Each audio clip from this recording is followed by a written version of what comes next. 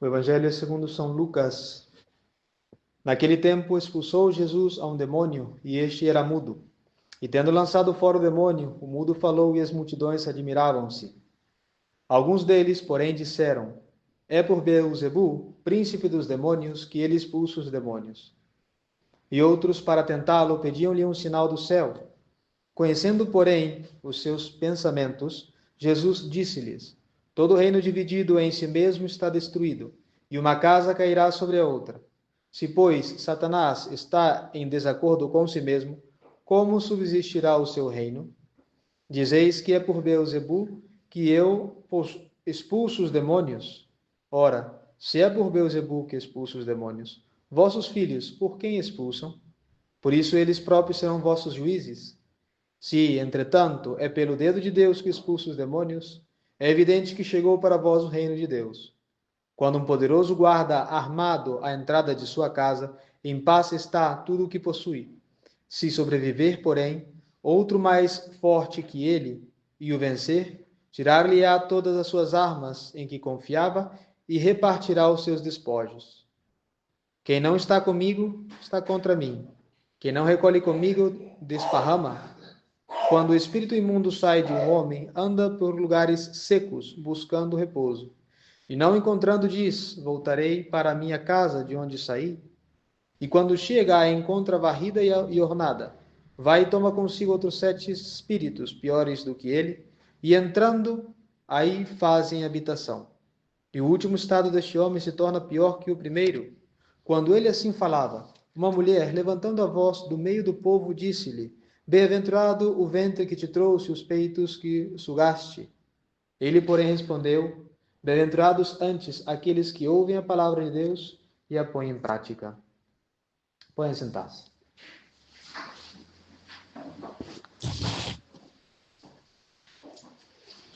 A epístola está tomada da carta do apóstolo São Paulo aos Efésios. Irmãos, sede imitadores de Deus, como filhos muito amados, e andai no amor como Cristo nos amou, e se entregou por nós a Deus como oferenda de suave odor.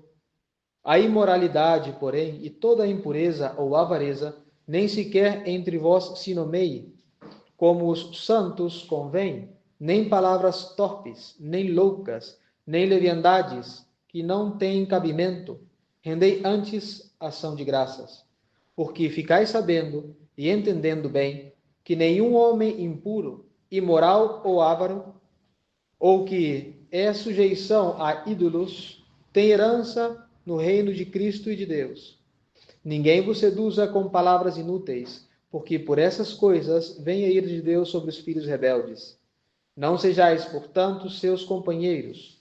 Outrora ereis trevas, mas agora sois luz no Senhor.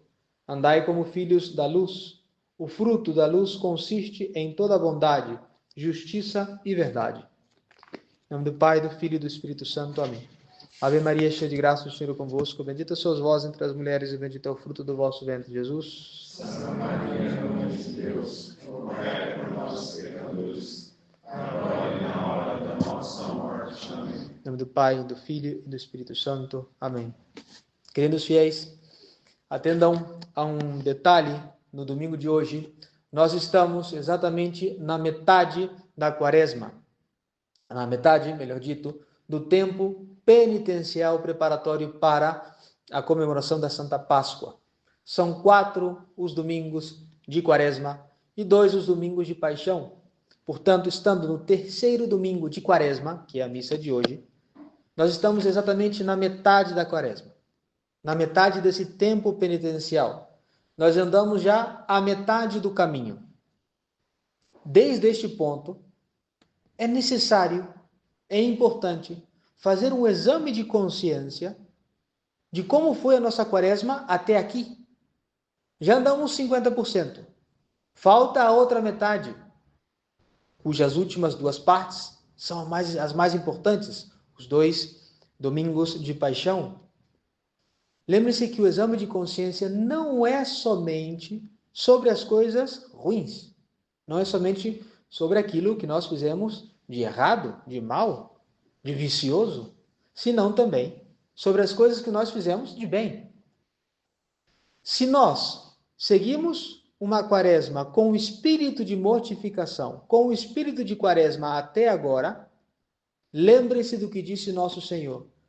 Toda vez que façais algo bom, penseis, servos maus e inúteis somos. Porque o que fizemos não é mais que a nossa obrigação. Várias vezes eu disse, nesse tempo quaresmal, que a igreja nos chama às penitências não com um convite que possa ser negado, senão que é o mandamento da igreja. Devemos acompanhar a nosso Senhor na cruz, na paixão, nas penitências, na mortificação, porque Ele e Nossa Senhora foram os primeiros a abrirem essa sequência de purgar das nossas almas, ambos juntos. Nosso Senhor como Redentor absoluto e a Santíssima Virgem Maria como corredentora, absolutamente dependente de nosso Senhor, mas em união com Ele, começaram a pagar pelos nossos pecados e nós devemos seguir a nosso Senhor.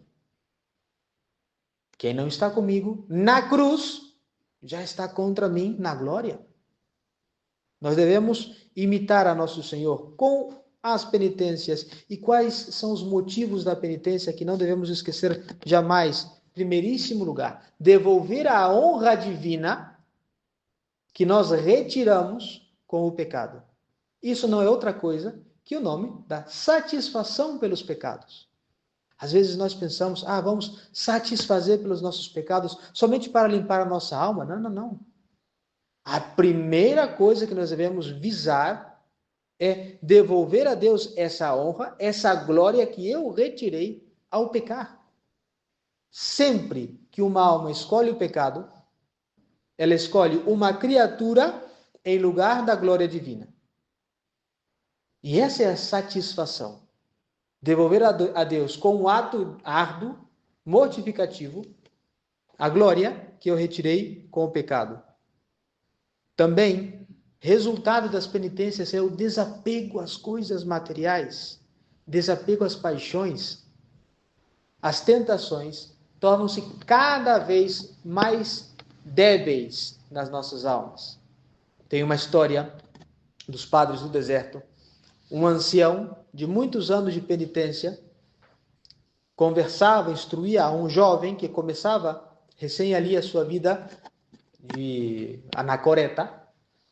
E o jovem, com muitas tentações, perguntou ao velho, mas como o senhor faz para não ter tentações contra a carne, mesmo aqui no deserto? E ele disse, eu não dou descanso para o meu corpo. Eu durmo o necessário, como o que é suficiente para viver, e castigo o meu corpo. Como que ele vai se revelar contra mim se eu o tenho sujeito por meio das penitências? Esses exemplos, obviamente, em muitos casos, são exemplos para serem admirados e seguidos proporcionalmente ao nosso estado. Mas não pode simplesmente não haver penitência e mortificação nas nossas vidas, principalmente neste tempo quaresmal. O espírito de reparação, de oração e elevação das nossas mentes a Deus, que não é outra coisa que a oração, deve encher também as nossas penitências. Se nós fazemos algo de errado, se nós apenas fizemos penitência, se os nossos atos foram remissos, o resultado é a falta dessas três coisas. Primeiro, o espírito de oração. Nós não podemos pretender uma penitência sem espírito de oração, porque senão estaríamos muito próximos daquelas budistas, que é a dor pela dor. Não, de maneira alguma. E Deus não nos quer sofrendo. Deus não criou a nossa natureza para o sofrimento. Mas como o pecado entrou no mundo, e depois do pecado, o amor não se prova mais perfeitamente, senão que por meio da dor, Deus permite essa dor, permite essas adversidades para tirar dali maiores bens. Então, o espírito de oração é absolutamente necessário para que se acompanhe o espírito de reparação e, além disso, o o espírito de humildade. Nós estamos fazendo algo que nos é devido. Não podemos mover-nos pelo orgulho ou vaidade. Até agora eu fiz tantas penitências. Você está pagando o que você deve.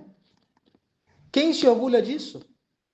Imagine, que ridícula cena seria que o homem entre numa padaria, pegue 4 pães e saia cantando vitória porque ele pagou o pão. É ridículo.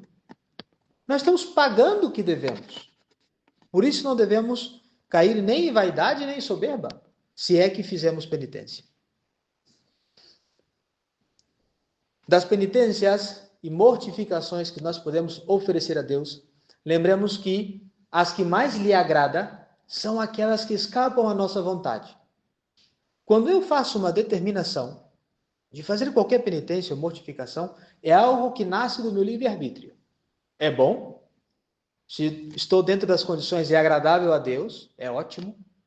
Mas a Deus lhe agrada mais quando, juntamente com a penitência, é oferecido um ato da nossa vontade que nós não podemos controlar. Conviver com pessoas difíceis e suportar com paciência uma doença, uma catástrofe econômica que nós não podemos simplesmente, por um ato da nossa vontade, fazer desaparecer. Mas ter paciência nessas ocasiões é uma ocasião de praticar uma mortificação puríssima diante de Deus. Porque é uma coisa que nós dizemos, é um cálice que vem do Pai, nós não buscamos. E se nós aceitamos, como aceitou nosso Senhor Jesus Cristo, que se faça a sua vontade, ali temos grandíssima penitência. E tudo isso nos leva cada vez mais à proximidade com a cruz de Cristo. Portanto, obra do maligno é que em nossa vida não exista absolutamente nenhuma mortificação e penitência. Vejam só como nosso Senhor, na cena evangélica do dia de hoje, mostra-se lutando contra o espírito maligno, demonstrando como ele atua, falando que o demônio faz isso ou faz aquilo, que ele procura almas puras, almas que estão varridas. Mas que é essa pureza? O que é essa casa varrida que diz nosso Senhor? Nosso Senhor revela um segredo do atuar do demônio. Quando Deus expulsa o demônio de uma alma, por meio da graça, aquele demônio no momento vai voltar. E como a casa está limpa, quer dizer que ali há a graça, ali está a presença de Deus, ele volta com 7 espíritos piores do que ele, para lutar contra aquela casa que está limpa. Mas o Evangelho é um livro não somente de palavras boas, grandiosas, palavras santas, palavras divinas. E vejam só a sutileza das palavras de nosso Senhor. Nosso Senhor diz que o demônio vai, junta outros 7 demônios, e entrando moram ali. É muito gráfico esse entrando moram ali. Como alguém pode entrar na minha casa se ela está fechada com chave por dentro? Só se eu abrir. Se eu abrir a casa, aí podem entrar. Se baterem e eu souber que é o inimigo, eu serei muito besta se eu abro a porta. Mas muitas vezes nós fazemos isso, cedendo às tentações. E aí, o que podemos fazer? Nós já dissemos que sim, que podem entrar. E o que é isso? Não resistir às tentações, não lutar contra os pecados mortais, os pecados veniais, e deixar que cada vez mais a nossa casa esteja imunda, que aqui estamos falando da alma. Nós devemos ter um cuidado com a porta da nossa casa, que é o cuidado que estabelece o momento mais crucial da nossa existência, que é a morte. Se a morte nos pega num estado de imundícia, como acaba de dizer São Paulo, nenhum desses entrarão no reino de Cristo e de Deus. Devemos purificar as nossas almas e lembre-se, não há santo que não tenha feito penitência nessa terra. E todos nós estamos chamados à santidade, proporcional ao nosso estado. Quando nós estamos próximos à cruz de Cristo, somos verdadeiros inimigos do demônio. Verdadeiros inimigos. Por exemplo, uma ocasião na vida de São João Maria Vianney, um santo de muita penitência. Uma vez o demônio apareceu e disse: se houvesse 3 como tu na terra, o meu império desapareceria. 3. Ou a Santa Gema Galgani. E o demônio disse: bom, reze, mas reze só por você. Pare de rezar pelos pecadores, pois já são muitos os que escapam das minhas garras.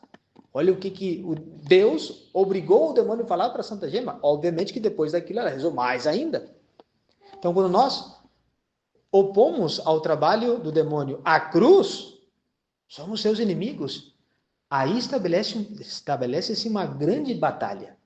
Porque onde está a atenção do demônio?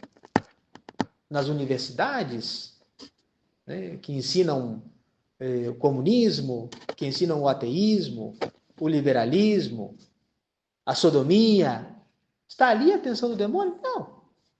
Para quê? Se tudo está marchando como ele quer. Claro que não. A casa já está suja. E vão sujando-se sozinhos. A atenção do demônio está numa casa de má fama? Não. Se ali o pecado já reina, onde está a atenção do demônio? Nas casas que estão limpas. Nas almas que pretendem a salvação, pretendem a santidade, ali está a atenção do demônio.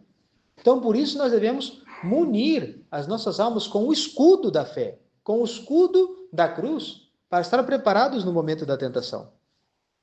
Mas diante de toda essa cena, que podemos dizer que é uma cena negativa, estamos falando da parte negativa da vida cristã, a luta contra o pecado, a luta contra os vícios, etc., aparece no final, e vejam como é sábia a igreja não corta essa parte, senão que coroa o evangelho de hoje com o louvor a Nossa Senhora. Quando Nosso Senhor termina de falar, vem uma mulher do povo e diz: bem-aventurado o ventre que te levou, e os seios que te amamentaram. Essa mulher, essa boa mulher, faz um louvor ao corpo da Santíssima Virgem Maria. E Nosso Senhor não nega o louvor, senão que ele acrescenta. Mais bem-aventurado é aquele que ouve a palavra de Deus e a coloca em prática.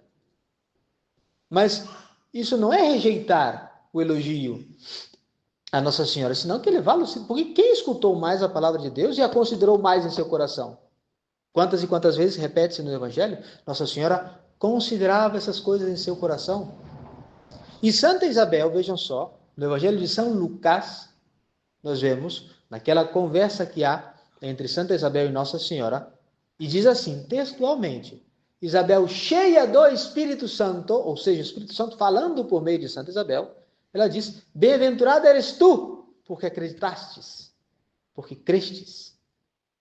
Então essa é a bem-aventurança de Nossa Senhora. A fé é sobrenatural, e Nosso Senhor recebe esse elogio, o eleva e a coloca, obviamente, como exemplo.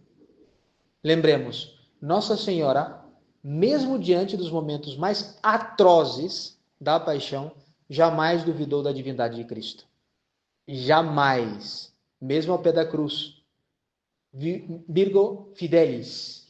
Virgem fiel, Virgem fidelíssima. É a Santíssima Virgem Maria, que não se afastou jamais do Espírito de nosso Senhor Jesus Cristo, que ela mesma nos dê a graça, sendo seus filhos, de jamais nos afastar também de seu Espírito. Ave Maria Puríssima. O Pai, do Filho e do Espírito Santo.